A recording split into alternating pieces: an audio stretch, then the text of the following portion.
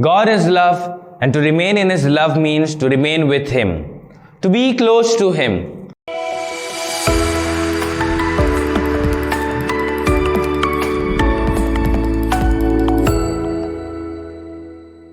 Jesus calls us to remain in His love. This is the greatest and best invitation any person can ever receive. For when we remain in His love, we reach the fulfillment of our vocation, which is holiness. What does it mean to remain in His love? God is love, and to remain in His love means to remain with Him, to be close to Him.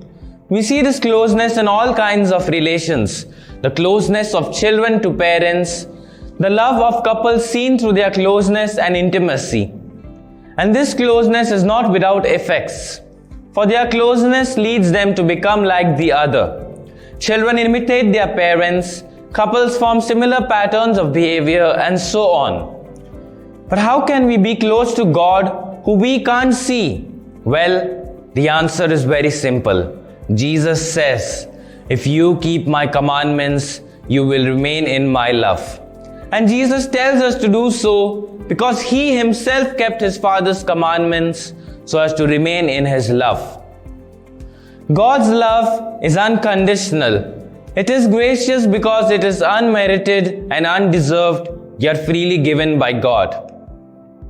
St. Paul in his letter to the Ephesians says, "Therefore be imitators of God as beloved children, and walk in love, as Christ loved us and gave Himself up for us, a fragrant offering and sacrifice to God." Yes, this is the life we are all called to, a sacrificial life entailing self-offering and self-giving love. This is what we are called to. If God could die for us, can we not live for Him? When we remain in God's love, we grow in holiness, for love opposes all the vices and at the same time embodies all the virtues.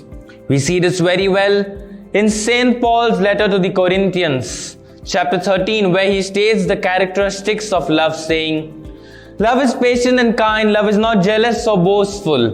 Love does not insist on its own way, it does not rejoice in the wrong, but rejoices in the right. Love bears all things, believes all things, hopes all things, endures all things. Love never ends." Thus we see that when we remain in God's love, we will have joy which only He can give. For when we remain in His love, we do His will.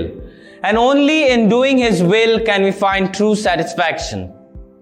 On this feast day of Saint Matthias the Apostle, who was chosen to replace Judas, Jesus reminds us, His disciples, "It was not you who chose me, but I who chose you and appointed you to go and bear fruit that will last."